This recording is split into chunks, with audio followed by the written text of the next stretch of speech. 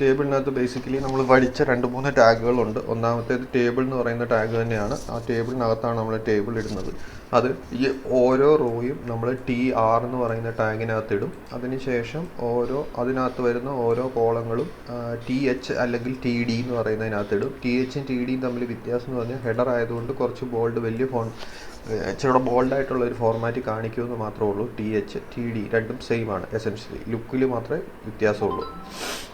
ഇനി നമുക്ക് പഠിക്കാനുള്ളത് ടേബിളിൻ്റെ കുറച്ച് ആട്രിബ്യൂട്ട്സ് ആണ്. ഒത്തിരി ആട്രിബ്യൂട്ട്സ് നമുക്ക് ടേബിളിന് കൊടുക്കാൻ പറ്റും. അതിൽ ബേസിക്കലി ആദ്യം വരുന്ന ആട്രിബ്യൂട്ട് എന്ന് പറയുന്നത് ബോർഡർ എന്ന് പറയുന്ന ആട്രിബ്യൂട്ടാണ്. ഒരു ടാഗിൻ്റെ ആട്രിബ്യൂട്ട്സ് നമ്മൾ കൊടുക്കുന്നത് ആ ടാഗിനകത്തായിരിക്കും. ഇത് ആട്രിബ്യൂട്ട് ഇപ്പോൾ ടേബിൾ എന്ന് പറയുന്ന ടാഗിൻ്റെ ആട്രിബ്യൂട്ടാണ് നമ്മൾ കൊടുക്കുന്നതെന്ന് പറഞ്ഞു. അപ്പോൾ ടേബിൾ എന്ന് പറയുന്ന ടാഗിൻ്റെ ഒരു ആട്രിബ്യൂട്ടാണ് ബോർഡർ എന്ന് പറയുന്നത്. ഈക്വൽ ടു കഴിഞ്ഞിട്ട് അതിൻ്റെ വാല്യൂ ആണ് കൊടുക്കുന്നത്. സാധാരണ എപ്പോഴും ഡബിൾ കോട്ട്സിലായിരിക്കും കൊടുക്കുന്നത്, കാരണം എല്ലാ വാല്യൂവും സ്ട്രിങ് ആയിട്ടാണ് എടുക്കുന്നത്. അതുകൊണ്ട് നമ്പർ ആണെങ്കിൽ പോലും അത് സ്ട്രിങ് എന്നുള്ള രീതിയിൽ ഡബിൾ കോട്ട്സിനകത്തിട്ട് വേണം നമ്മൾ കൊടുക്കാൻ. അപ്പോൾ ടേബിൾ ടാഗ് ആട്രിബ്യൂട്ട്സ് ആണ് പറയുന്നത്. ടാഗിൻ്റെ ആട്രിബ്യൂട്ട്സ് എന്ന് പറഞ്ഞാൽ അതിന് എന്തെങ്കിലും ഒരു വ്യത്യാസം, അതിൻ്റെ ഡീഫോൾട്ട് ബിഹേവിയറിൽ നിന്ന് വ്യത്യസ്തമായ ഒരു കാര്യം ചെയ്യണമെങ്കിൽ അതിന് വേണ്ടിയിട്ടുള്ളതാണ്. അപ്പോൾ ഒബ്വിയസ്ലി ഇതിൻ്റെ പേര് കേട്ടാൽ തന്നെ നമുക്കറിയാം ബോർഡർ കൊടുക്കാൻ വേണ്ടിയിട്ടാണ്. ബോർഡർ കഴിഞ്ഞ് കൊടുക്കുന്ന വാല്യൂ എന്ന് പറയുന്നത് അതിൻ്റെ ലെങ്ത്, അതിൻ്റെ ബോർഡറിൻ്റെ വിഡ്ത്താണ് കൊടുക്കുന്നത്. പേജ് ഓപ്പൺ ചെയ്ത് കാണിക്കാം, അപ്പോൾ മനസ്സിലാവും. ഇതാ ടേബിളിൻ്റെ വിഡ്ത്ത് കൂടി വന്നിട്ടുണ്ട്. ടേബിൾ 3 എന്ന്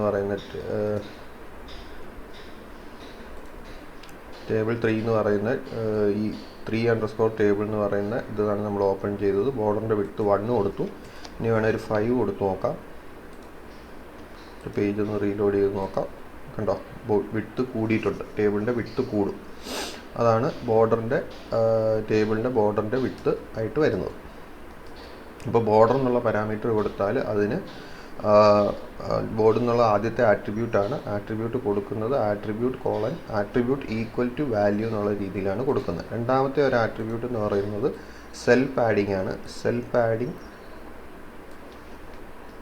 സെൽ പാഡിങ്ങും ഇതുപോലെ തന്നെ ഒരു വാല്യൂ ആയിട്ടാണ് കൊടുക്കുന്നത്. ഇപ്പം നമുക്ക് ഒരു ആട്രിബ്യൂട്ടിന് ഒരു ടാഗിനകത്ത് ഒന്നിൽ കൂടുതൽ ആട്രിബ്യൂട്ട് കൊടുക്കണമെങ്കിൽ സ്പേസ് ഇട്ട് കൊടുത്താൽ മതി. അപ്പം ബോർഡർ ഈക്വൽ ടു 5 കൊടുത്തിട്ടുണ്ട്. അത് കഴിഞ്ഞ് സെൽ പാഡിങ് ഈക്വൽ ടു 5 എന്ന് ഞാൻ കൊടുത്തിട്ടുണ്ട്. ഇത് നമുക്കൊന്ന് ലോഡ് ചെയ്ത് നോക്കാം.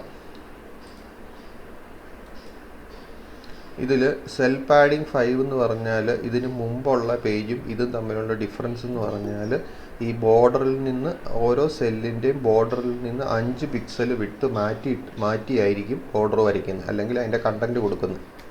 സെൽ പാഡിങ് എന്ന് പറയുന്നത് നമ്മുടെ ഒരു സെല്ലിൻ്റെ ഇൻസൈഡുള്ള കാര്യങ്ങൾക്ക് വേണ്ടിയിട്ടുള്ളതാണ്.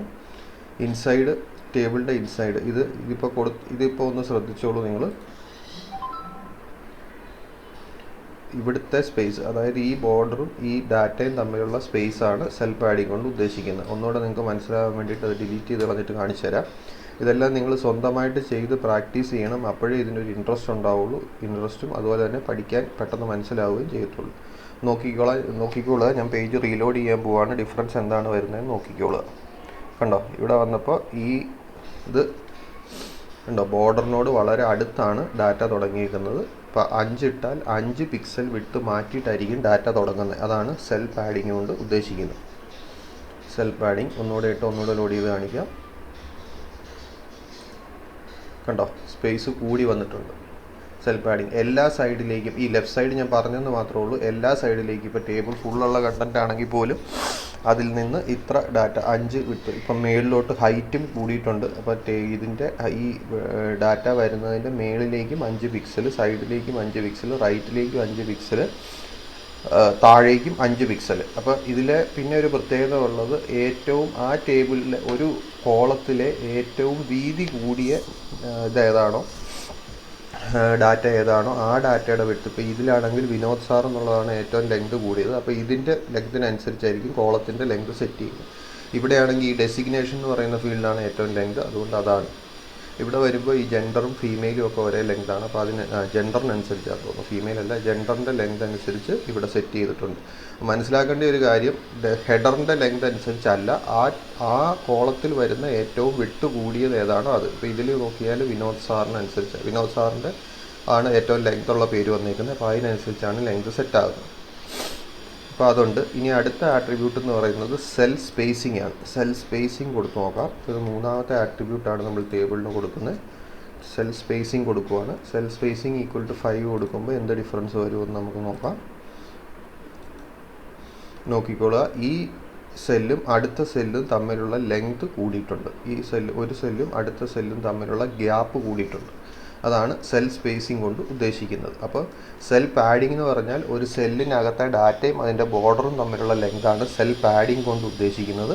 സെൽ സ്പേസിംഗ് എന്ന് പറഞ്ഞാൽ ഒരു സെല്ലും അടുത്ത സെല്ലും തമ്മിലുള്ള സ്പേസിംഗ് ആണ്. അങ്ങനെ 3 ആട്രിബ്യൂട്ട്സ് ആണ് നമുക്ക് ടേബിളിന് മെയിനായിട്ട് പഠിക്കാനുള്ളത്. ക്ലിയർ ആണോ? എന്തെങ്കിലും ഡൗട്ട് ഉണ്ടോ? നാലാമതൊരു റോ ഞാൻ ആഡ് ചെയ്തിട്ടുണ്ട്. ആ റോയ്ക്കകത്ത് ഞാൻ ഒരു കോളം മാത്രമേ കൊടുക്കുന്നുള്ളൂ. മേളിലോട്ടുള്ള എല്ലാത്തിലും 2 കോളം വീതമുണ്ട്. ഈ പേജ് ലോഡ് ചെയ്യുമ്പോൾ എങ്ങനെ ഇരിക്കുമെന്ന് നമുക്കൊന്ന് നോക്കാം. കണ്ടോ, ഇത് മൂന്നാമത്തെ ഇതിൽ പ്രത്യേകിച്ച് എററൊന്നും കാണിച്ചില്ല. അതിൽ ഫസ്റ്റ് കോളമായിട്ട് ഇതിങ്ങനെ കാണിച്ചിരിക്കും. മൂന്നാമത്തെ അല്ല 4 1 2 3 4 അഞ്ചാമത്തെ റോ ആയിട്ടാണ് ആഡ് ചെയ്തത്. അതിൽ ഒരു കോളമേ കൊടുത്തുള്ളെങ്കിൽ അത് ഫസ്റ്റായിട്ട് കാണിക്കും. ഇത് സെക്കൻഡായിട്ട് കാണിക്കണമെങ്കിൽ എന്താണ് മാർഗം? എനിക്ക് ഫസ്റ്റ് കോളത്തിൽ ഡാറ്റയൊന്നും കാണിക്കേണ്ട, സെക്കൻഡ് കോളത്തിൽ മാത്രം ഡാറ്റ അതിൽ കാണിച്ചാൽ മതിയെങ്കിൽ പ്രത്യേകിച്ച് ബുദ്ധിമുട്ടൊന്നുമില്ല. വെറുതെ ഒരു ഡാറ്റ എം ടി ആയിട്ട് അങ്ങ് ഇട്ടാച്ചാൽ മതി. ഒരു ടി ഡി അവിടെ കൊടുത്തു, അത് എം ടി ആയിട്ട് ഇട്ട് കഴിഞ്ഞിട്ട് വീണ്ടും ഇത് ലോഡ് ചെയ്ത് കഴിയുമ്പോൾ ഫസ്റ്റ് ഒരു കോളം അവിടെ എം ടി ആയിട്ട് കാണിച്ചു, അതിന് ശേഷം ഒരു കോളം അപ്പുറത്ത് കാണിച്ചു. അപ്പോൾ അങ്ങനെ നമുക്ക് ഏത് റോയിൽ വേണമെങ്കിലും ഡാറ്റ കാണിക്കണമെങ്കിലും അങ്ങനെ കാണിക്കാൻ പറ്റും. ഇനിയുള്ളത് കോളം സ്പാൻ എന്ന് പറയുന്ന ഒരു സംഭവമുണ്ട്. കോളം സ്പാൻ, അതായത് കോളം കാണിച്ചു തരാം, അപ്പോൾ നിങ്ങൾക്ക് മനസ്സിലാവും. അപ്പോൾ നമ്മൾ ടേബിളിന് 3 ആട്രിബ്യൂട്ട്സ് പഠിച്ചു: border, cell padding, cell spacing. അതുപോലെ ടേബിൾ ഡാറ്റയ്ക്ക് ഒരു ആട്രിബ്യൂട്ടാണ് കോളം സ്പാൻ എന്ന് പറയുന്ന ഒരു ആട്രിബ്യൂട്ട്. ഈ കോളം സ്പാനിൻ്റെ ആവശ്യം എന്താണെന്ന് പേജ് ലോഡ് ചെയ്യുമ്പോൾ നിങ്ങൾക്ക് മനസ്സിലാവും. ഇത് നോക്കിക്കോ, നേരത്തെ ഈ കോളം ഇവിടെ വെച്ച് ഫസ്റ്റ് ഈ ഡാറ്റ ഈ ഫസ്റ്റ് കോളത്തിൽ മാത്രമായിട്ടായിരുന്നു കാണിച്ചിരുന്നത്. ഇപ്പോൾ എന്ത് ചെയ്തു? അത് 3 കോളത്തിലെയും ഡാറ്റയായിട്ട് ഒറ്റ ഇതായിട്ട് കാണിച്ചു. അതാണ് കോളം സ്പാൻ ചെയ്യുന്നത്. കോളം സ്പാൻ ചെയ്യുന്നത് എത്ര കോളത്തിൽ ഈ ഡാറ്റ കാണിക്കണം എന്നുള്ളതാണ്. ഒന്നിൽ കൂടുതൽ ബൈ ഡീഫോൾട്ട് ഒന്നിൽ കാണിക്കും. 2 or 3 ഒക്കെ വേണമെങ്കിൽ അത് കോളം സ്പാൻ ഈക്വൽ ടു എന്ന് പറഞ്ഞ് വാല്യൂ പറഞ്ഞു കൊടുക്കണം. അപ്പം ഞാൻ വേണം ഇവിടെ 2 ഇട്ട് കാണിച്ചു തരാം. 2 ഇട്ട് കാണിക്കുകയാണെങ്കിൽ ഇതാ ഇങ്ങനെ ഇരിക്കും, ഇതിങ്ങനെ ഇരിക്കും. ഇനി റോ സ്പാൻ എന്ന് പറഞ്ഞ് ഇതുപോലെയുണ്ട്. റോ സ്പാൻ എന്ന് പറയുന്നത് നമുക്ക് 2 ഇതിൽ കാണിക്കാൻ പറ്റും. 2 റോയിൽ ഡാറ്റ കാണിക്കണമെങ്കിൽ അതിന് വേണ്ടിയിട്ട് റോ സ്പാൻ ഈക്വൽ ടു 2 3 ഒക്കെ നമുക്ക് കൊടുക്കാൻ പറ്റും. അപ്പോൾ ഞാൻ വേണമെങ്കിൽ ഇവിടെ കാണിച്ചു തരാം.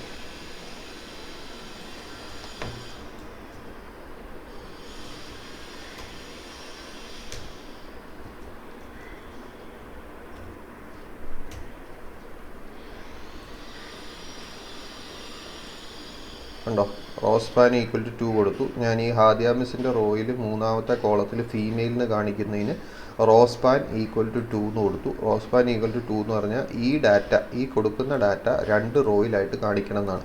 അതിവിടെ നോക്കിക്കഴിഞ്ഞാൽ നിങ്ങൾക്ക് മനസ്സിലാവും, 2 റോയിലായിട്ട് ആ സാധനം കാണിച്ചിട്ടുണ്ട്. അടുത്ത ലിസ്റ്റാണ് നമ്മുടെ ടോപ്പിക്കിൽ വരുന്നത്.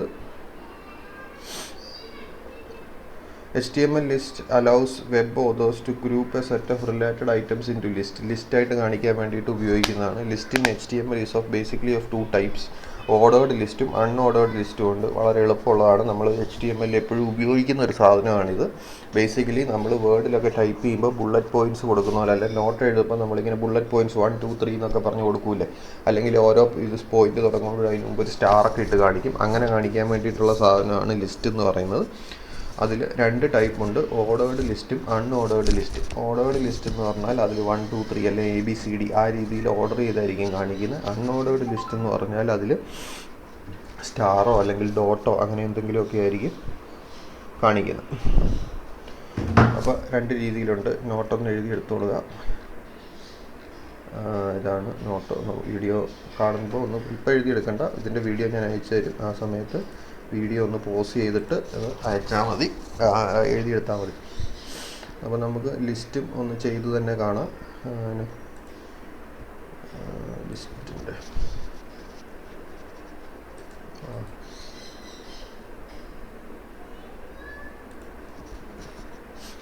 ഇത് ഒരു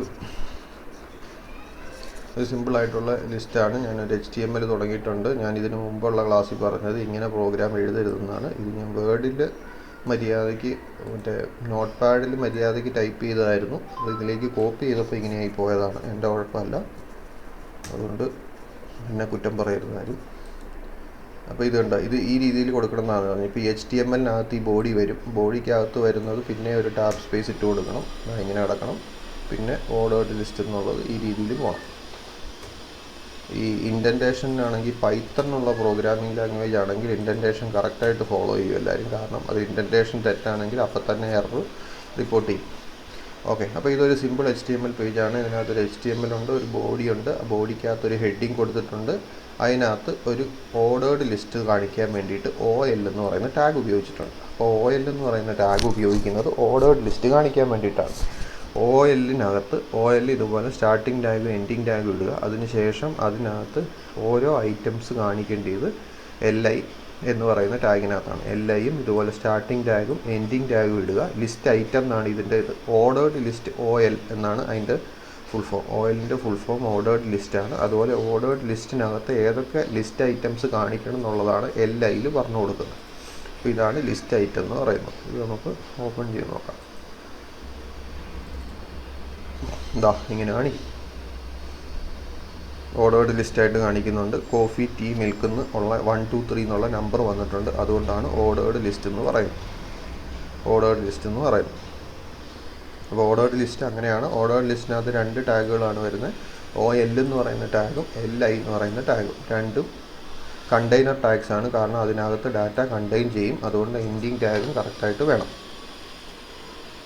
ക്ലിയർ ആണോ? ഓർഡേർഡ് ലിസ്റ്റ് ക്ലിയർ ആണല്ലോ?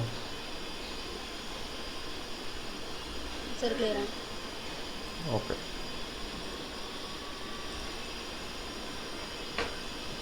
അടുത്ത ടോപ്പിക്ക് നമ്മുടെ അൺഓർഡേർഡ് ലിസ്റ്റാണ്. അൺഓർഡേർഡ് ലിസ്റ്റ് ഇങ്ങനെയാണ് വരുന്നത്. ഇത് നമുക്ക് ഇൻഡൻറ്റേഷൻ കറക്റ്റ് ആക്കാം.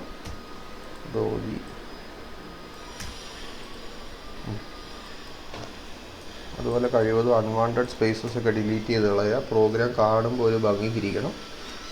അപ്പോൾ നിങ്ങളുടെ പ്രോഗ്രാമിന് അഥവാ ഔട്ട്പുട്ട് കിട്ടിയില്ലെങ്കിൽ എക്സാമിനർക്ക് ഇത് പെട്ടെന്ന് നോക്കി വായിച്ച കാര്യങ്ങൾ മനസ്സിലാക്കാൻ എളുപ്പമുണ്ടാവും. അതുകൊണ്ട് ആ ഒരു രീതിയിൽ കൊടുക്കുക. അൺഓർഡേർഡ് ലിസ്റ്റും ഓർഡേർഡ് ലിസ്റ്റും രണ്ടും 2 ടൈപ്പ് ലിസ്റ്റാണെന്ന് പറഞ്ഞു. ഓർഡേർഡ് ലിസ്റ്റിൽ OL എന്ന് പറയുന്ന ടാഗാണ് ഉപയോഗിക്കുന്നതെങ്കിൽ അൺഓർഡേർഡ് ലിസ്റ്റിൽ ഒബ്വിയസ്ലി UL എന്ന് പറയുന്ന ടാഗാണ് ഉപയോഗിക്കുന്നത്. അൺഓർഡേർഡ് ലിസ്റ്റ് എന്നുള്ളതിൻ്റെ ഷോർട്ട് ഫോമാണ്. ഇതിലും ലിസ്റ്റ് ഐറ്റം കാണിക്കാൻ LI തന്നെയാണ് ഉപയോഗിക്കുന്നത്. ഓർഡേർഡ് ലിസ്റ്റിലും LI തന്നെയായിരുന്നു, ഇതിലും LI തന്നെയാണ് ഉപയോഗിക്കുന്നത്. ഈ പേജ് ഓപ്പൺ ചെയ്ത് നോക്കാം എങ്ങനെ ഇരിക്കുമെന്ന്. കണ്ടോ, നേരത്തേതിൽ 1 2 3 എന്ന് പറഞ്ഞ് കാണിക്കുന്നുണ്ടായിരുന്നു ഓർഡേർഡ് ലിസ്റ്റിൽ. അൺഓർഡേർഡ് ലിസ്റ്റ് ആകുമ്പോൾ നമ്പർ ഒന്നും ഇടില്ല, ഓർഡർ നമ്പർ ഇല്ല. നമ്മൾ കൊടുക്കുന്ന ഓർഡറിൽ തന്നെ കാണിക്കും. അൺഓർഡേർഡ് എന്ന് പറഞ്ഞാൽ ഉദ്ദേശിക്കുന്നത് അതിന് നമ്പർ ഇടുന്നില്ല എന്ന് മാത്രമേ ഉള്ളൂ. ഇപ്പോൾ കോഫി, ടീ, മിൽക്ക് എന്നുള്ളത് അവിടെ ലിസ്റ്റ് ചെയ്ത് കാണിച്ചിട്ടുണ്ട്. അതാണ് അൺഓർഡേർഡ് ലിസ്റ്റ്. ഇനിയുള്ളത് നെസ്റ്റഡ് ലിസ്റ്റ് പറ്റും. അതായത് നെസ്റ്റഡ് ഇഫ്, നെസ്റ്റഡ് ഫോർ എന്നൊക്കെ പറഞ്ഞ് നിങ്ങൾ പഠിച്ചിട്ടുണ്ട്. അതുപോലെ തന്നെ ഒരു സാധനമാണ് നെസ്റ്റഡ് ലിസ്റ്റ് എന്ന് പറയുന്നത്. ഇതിൽ നമ്മൾ ചെയ്തേക്കുന്നത്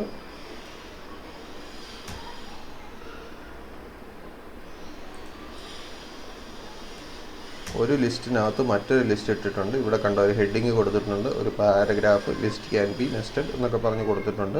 ഈ ടാഗുകൾ പാരഗ്രാഫൊക്കെ ഇമ്പോർട്ടൻ്റ് ടാഗാണ് കേട്ടോ. ഇനി ഒരു അൺഓർഡേർഡ് ലിസ്റ്റ് കൊടുത്തിട്ടുണ്ട്. ആ അൺഓർഡേർഡ് ലിസ്റ്റിനകത്ത് ഞാനൊരു list item, first list item coffee എന്ന് പറഞ്ഞ് കൊടുത്തിട്ടുണ്ട്. അടുത്ത ലിസ്റ്റ് ഐറ്റം ടീ എന്ന് പറഞ്ഞ് കൊടുത്തിട്ടുണ്ട്. ആ ലിസ്റ്റ് ഐറ്റത്തിന് ഒരു പ്രത്യേകത, ആ ലിസ്റ്റ് ഐറ്റം ഇവിടെ സ്റ്റാർട്ട് ചെയ്ത് ഇവിടെ എൻഡ് ചെയ്തു. അതിനകത്ത് ഒരു ഓർഡേർഡ് ലിസ്റ്റ് ഞാൻ കൊടുത്തിട്ടുണ്ട്. എന്ന് പറഞ്ഞാൽ ടീ 2 ടൈപ്പ് ഉണ്ട്, ബ്ലാക്ക് ടീയും ഗ്രീൻ ടീയും ഉണ്ടെന്ന് വിചാരിക്കുക. അപ്പോൾ അങ്ങനെ 2 ടീ കാണിക്കാൻ വേണ്ടിയിട്ട് ഞാൻ ടീക്കകത്തൊരു സബ് ലിസ്റ്റ് കൊടുത്തിട്ടുണ്ട്. അപ്പോൾ എന്താണ്, പുറത്തേതൊരു അൺഓർഡേർഡ് ലിസ്റ്റ് ആണെങ്കിൽ അകത്തേതൊരു ഓർഡേർഡ് ലിസ്റ്റാണ്. ഇതിങ്ങനെ തന്നെ കൊടുക്കണമെന്നൊന്നുമില്ല, എങ്ങനെ വേണമെങ്കിലും കൊടുക്കാം. അൺഓർഡേർഡ് ലിസ്റ്റിനകത്ത് ഓർഡേർഡ് ലിസ്റ്റ് കൊടുക്കാം, ഓർഡേർഡ് ലിസ്റ്റിനകത്ത് അൺഓർഡേർഡ് ലിസ്റ്റ് കൊടുക്കാം, അൺഓർഡേർഡ് ലിസ്റ്റിനകത്ത് അൺഓർഡേർഡ് ലിസ്റ്റ് തന്നെ കൊടുക്കാം, അല്ലെങ്കിൽ ഓർഡേർഡ് ലിസ്റ്റിനകത്ത് ഓർഡേർഡ് ലിസ്റ്റ് തന്നെയും കൊടുക്കാം. എങ്ങനെ വേണമെങ്കിലും കൊടുക്കാം. ഈ പേജ് നമുക്കൊന്ന് കണ്ടു നോക്കാം.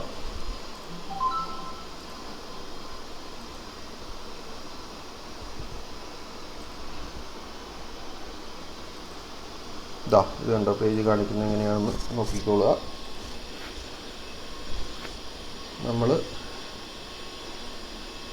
ഇവിടെ വന്നിട്ട് ഈ പറഞ്ഞേക്കുന്ന കാര്യങ്ങളൊക്കെ പാരഗ്രാഫ് വരെയുള്ള കാര്യങ്ങൾ അങ്ങനെ തന്നെ ലിസ്റ്റ് ചെയ്ത് കാണിച്ചിട്ടുണ്ട്. അതിനുശേഷം ഒരു അൺഓർഡേർഡ് ലിസ്റ്റിനകത്ത് കോഫി ടീ എന്നുള്ളത് കാണിച്ചിട്ടുണ്ട്. കോഫി ടീ, എന്നിട്ട് ആ ടീക്ക് അകത്ത് ഞാനൊരു ഓർഡേർഡ് ലിസ്റ്റ് കൊടുത്തേക്കുവാണ്. ആ ഓർഡേർഡ് ലിസ്റ്റ് കൊടുത്തേക്കുന്നതുകൊണ്ട് ബ്ലാക്ക് ടീയും ഗ്രീൻ ടീ എന്നുള്ളത് ഓർഡേർഡ് ലിസ്റ്റ് ആയതുകൊണ്ട് 1, 2 നമ്പർ ഇട്ട് കാണിച്ചു.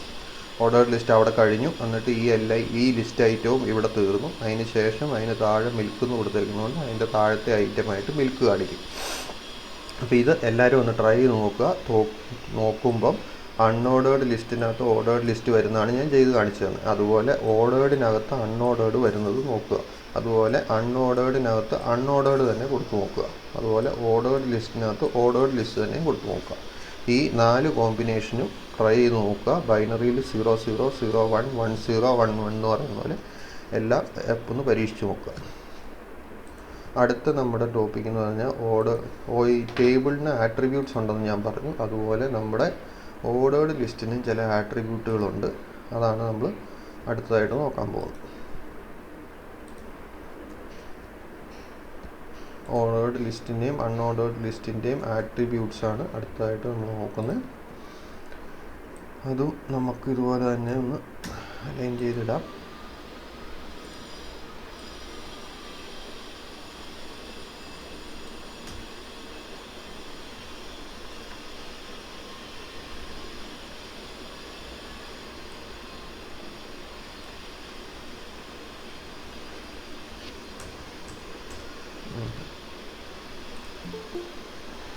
ഓക്കെ, ഇത് ഓർഡേർഡ് ലിസ്റ്റാണ്. ഓർഡേർഡ് ലിസ്റ്റ് വിത്ത് ആട്രിബ്യൂട്ടാണ്. ഓർഡേർഡ് ലിസ്റ്റിനാണ് നമ്മൾ മെയിനായിട്ട് ആട്രിബ്യൂട്ട് ഉപയോഗിക്കുന്നത്. അൺഓർഡേർഡ് ലിസ്റ്റിന് നമുക്ക് ഉപയോഗിക്കാൻ പറ്റും. നമുക്ക് അതിൻ്റെ ഇത് CSS ഒക്കെ പഠിക്കുമ്പോൾ അതിൻ്റെ ഡീറ്റെയിൽസിലേക്ക് പോകാം. ഓർഡേർഡ് ലിസ്റ്റിൻ്റെ ഇപ്പോൾ നോക്കി വെച്ച് കൊടുക്കുക. ഇതിൽ ഓർഡേർഡ് ലിസ്റ്റിൻ്റെ ഒരു ആട്രിബ്യൂട്ട് എന്ന് പറഞ്ഞാൽ ആ OL എന്ന് പറയുന്ന ടൈപ്പിനകത്താണ് OL എന്ന് പറയുന്ന ടാഗിനകത്താണ് കൊടുക്കുന്നത്. ആട്രിബ്യൂട്ടിൻ്റെ പേര് ടൈപ്പ് എന്നാണ്. ടൈപ്പ് ഈക്വൽ ടു A എന്ന് കൊടുത്തിട്ടുണ്ട്. A എന്ന് കൊടുത്താൽ ABCD ക്യാപിറ്റൽ ലെറ്ററിൽ കാണിക്കും. ടൈപ്പ് ഈക്വൽ ടു I എന്ന് കൊടുത്താൽ നമ്മുടെ റോമൻ ലെറ്റർ ഇല്ലേ, അതിൽ 1 എന്ന് പറയുന്നത് I ആയിട്ടല്ലേ, അപ്പോൾ റോമൻ നമ്പേഴ്സിൽ കാണിക്കും ഈ സാധനം. അതിന് താഴെയുള്ള സ്മോൾ I കൊടുത്താൽ റോമൻ ലെറ്റേഴ്സ് തന്നെ സ്മോളിൽ കാണിക്കും. അതായത് റോമൻ ലെറ്റേഴ്സ് 1, 2, 3 എന്നുള്ളത് ഇത് റോമൻ ക്യാപിറ്റൽ ലെറ്റേഴ്സും ഇത് റോമൻ സ്മോൾ ലെറ്റേഴ്സുമാണ് കൊടുക്കുന്നത്. അതിനുശേഷം OL1 എന്ന് കൊടുത്താൽ നമ്മുടെ സാധാരണ 1, 2, 3 എന്ന് പറയുന്ന നമ്പറിങ്ങിൽ കാണിക്കും. ഈ പേജ് നമുക്കൊന്ന് ഓപ്പൺ ചെയ്ത് നോക്കാം.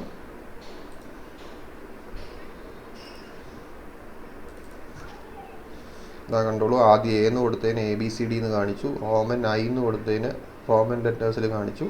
സ്മോൾ I എന്ന് കൊടുത്തതിന് റോമൻ സ്മോൾ ലെറ്റേഴ്സിൽ കാണിച്ചു. അതുപോലെ 1, 2, 3 എന്ന് കൊടുത്തതിന് 1, 2, 3 എന്നുള്ള ഫോർമാറ്റിൽ കാണിച്ചു. അപ്പോൾ ഓർഡേർഡ് ലിസ്റ്റിൻ്റെ ഒരു ആട്രിബ്യൂട്ടാണ് ടൈപ്പ് എന്ന് പറയുന്നത്. ആ ടൈപ്പിൽ നമുക്ക് ഉപയോഗിക്കാം.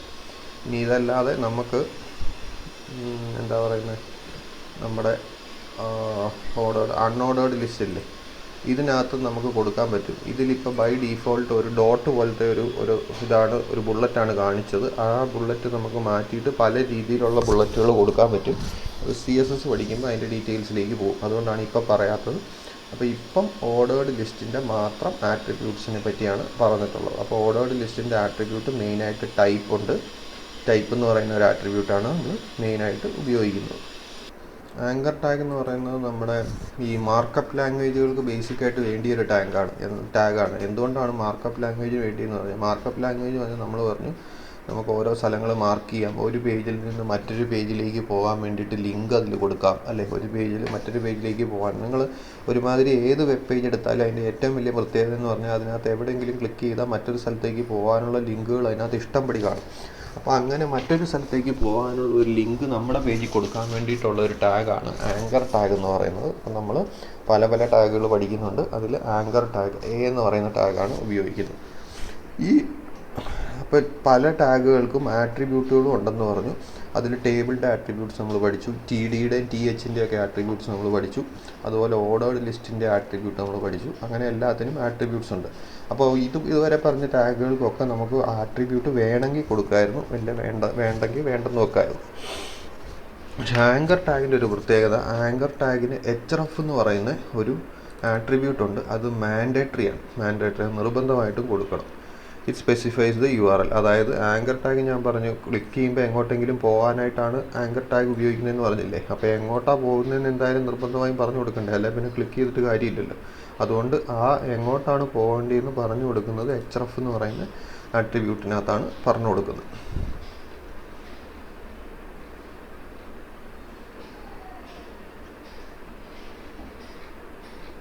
ഓക്കെ, അപ്പോൾ അത് നമുക്കൊന്ന് ചെയ്ത് നോക്കാം. ആങ്കർ ടാഗ് ഇത് ഒരു HTML ബോഡി, ഒരു HTML പേജാണ്. ആ പേജ് ഇതാ ഇങ്ങനെ ഇതിനകത്ത് ഇത്രയും കാര്യങ്ങളൊക്കെ കൊടുത്തിട്ടുണ്ട്. ഒരു HTML ബോഡി ഉണ്ട്, ആ ബോഡിക്കകത്ത് ഹെഡിങ് കൊടുത്തിട്ടുണ്ട്, എന്നിട്ട് ആങ്കർ ടാഗ് കൊടുത്തിട്ടുണ്ട്. ഈ ആങ്കർ ടാഗിൻ്റെ ഒരു പ്രത്യേകത, ആങ്കർ ടാഗിന് href മാൻഡേറ്ററി ആയിട്ടും കൊടുക്കണം എന്ന് പറഞ്ഞു. href മാൻഡേറ്ററി ആയിട്ടും കൊടുക്കണം. അപ്പോൾ ആ മാൻഡേറ്ററി ആയിട്ട് കൊടുക്കണം എന്ന് പറഞ്ഞാൽ ആ href എന്ന് പറയുന്ന ആട്രിബ്യൂട്ട് എന്തായാലും ഉണ്ടാവണം. തൽക്കാലം ടാർഗറ്റ് വേണ്ട, അവിടെ കിടക്കട്ടെ. അപ്പോൾ ഒരു ആട്രിബ്യൂട്ട് ഞാൻ കൊടുത്തു. അത് കഴിഞ്ഞിട്ട് ആങ്കർ ടാഗിൻ്റെ ആട്രിബ്യൂട്ട് കൊടുക്കുന്നത് എപ്പോഴാണ്? എപ്പോഴും സ്റ്റാർട്ടിങ് ടാഗ് ആ ടാഗിനകത്ത് തന്നെയാണ് കൊടുക്കുന്നത്, ആംഗിൾ ബ്രാക്കറ്റിനകത്താണ് കൊടുക്കുന്നത്. അപ്പോൾ href ഈക്വൽ ടു എങ്ങോട്ടാണ് പോകേണ്ടത് എന്നുള്ള URL ആണ് കൊടുക്കേണ്ടതെന്ന് പറഞ്ഞു. ഞാൻ പറഞ്ഞ എല്ലാ സാധനങ്ങളും നമ്മൾ സ്ട്രിങ് ആയിട്ടാണ് കൺസിഡർ ചെയ്യുന്നത്. അതുകൊണ്ട് സ്ട്രിങ്ങിൻ്റെ ഡബിൾ കോട്ട്സിനകത്ത് വേണം URL കൊടുക്കാൻ. അപ്പോൾ എന്താണ് ഇതിപ്പോൾ ഞാൻ W3 സ്കൂൾസ് എന്ന് പറഞ്ഞ് നിങ്ങൾ മറ്റേ ഇത് ചെയ്ത് നോക്കാനായിട്ട് ഞാൻ സജസ്റ്റ് ചെയ്തൊരു സൈറ്റ് ഉണ്ടായിരുന്നു, അതിൻ്റെ ലിങ്കാണ് കൊടുത്തേക്കുന്നത്. Click here to visit W3 schools എന്ന് കൊടുത്തിട്ടുണ്ട്. അപ്പോൾ ഈ പേജ് ഒന്ന് ലോഡ് ചെയ്ത് നോക്കാം നമുക്ക്.